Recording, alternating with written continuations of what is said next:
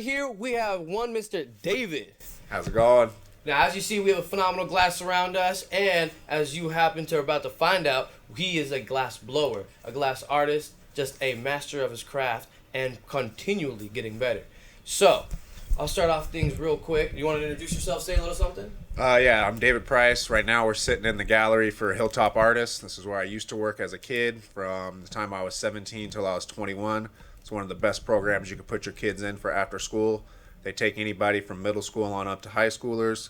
If you need to get a kid into glass blowing, check out Hilltop Artists. All right, heck yeah.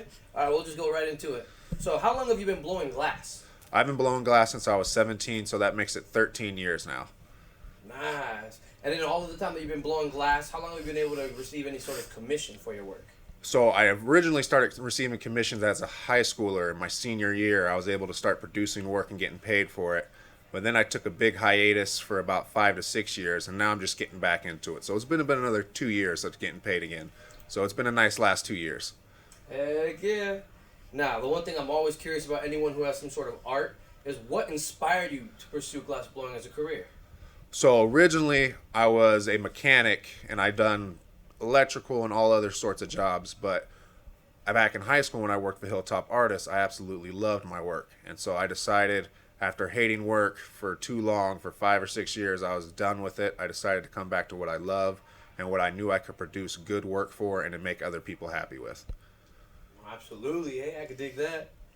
Now, if you could work with any glass artist, who would it be? Oh, if I could work with anybody, it'd probably be Dale Chihuly, just because of the mastermind behind it all. The way he's done everything throughout the years is just crazy. His color combos and just the knowledge. I have to work with him before there's no more time with him. That's one of those things. Heck yeah. And everyone has a method to their madness. I'm curious. So when you're getting in the zone to glass blow, is there any sort of music that you put on, or? Oh, my music category is like throwing a TNT into the Spotify music world. I usually listen to a lot of funk while I'm glass blowing, or a lot of R&B and rap. But there's some days I just blast just like regular classical or country. It gets weird sometimes when you're glass blowing. Depends on what you're doing. Right, heck yeah, I feel the mood. Some day it might be a little more trippy than others. Some day it might be a little just hoo-ah. Right. Out of any of the glass pieces that you have made, is there any that stand out to you in particular? Back at the Museum of Glass, back when I was like 18, I made a Sailfish that I sold to my boss at the time. And that piece stood out to me because at that time I was pretty much at my peak, which as a high schooler was like the biggest thing for me. I was in the biggest arena I could be in at the time, and I was getting to make my favorite pieces at the time. And so that piece is still stuck with me to this day. I'll never forget that night. It was my Super Bowl. So. Heck yeah, that's what I'm talking about. Do you have any words of wisdom that you would like to give to any young glass artists or up-and-coming glass blowers, entrepreneurs? Glass is one of those things. If you're into glass blowing, you work while it's hot, you keep things hot, and you can reshape whatever you need to. So glass blowing you can do whatever you need to as long as you're willing to be hot and keep going. So I say to all the young glass blowers out there and glass artists, keep your heat up and keep working hot. Nice. Before we hit the last question, I have a trick question, or a surprise question. So I remember I went down in Oregon, and they have like a live glass blowing festival where all sorts of people are creating all these things right in front of you. They have different stations. They have some of the old heads there that started originating certain glass pieces there that walk around. Would you ever consider doing something like that, or putting on a demonstration in an area like that? Actually, here hopefully soon. I had just got the truck. I'm working on getting my trailer.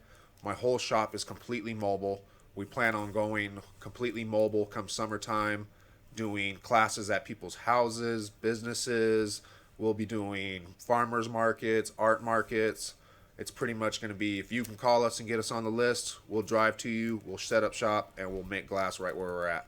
So that's the whole deal with my glass shop, is we're going to be completely mobile, and we're going to make it happen everywhere.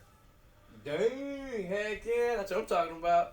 Now, for the final question, will you let the people know any sort of social media that you have, a website where they could purchase any of your work at? Gotcha. So you can find me on Facebook at Price Glass Works. That's works with a E instead of a O.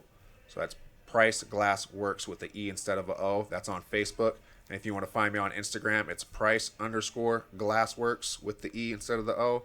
And on there, you can find my links to my website for the purchasing of glass pieces. Everywhere else is pretty much DM me, and I'll get you the glass.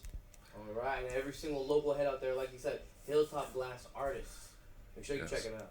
Hilltop Glass. Come check them out. They'll take care of you. All right, and any final words before I let you go? Glass will make your house pretty. Might as well buy some. All right, well, thank you. Thank you.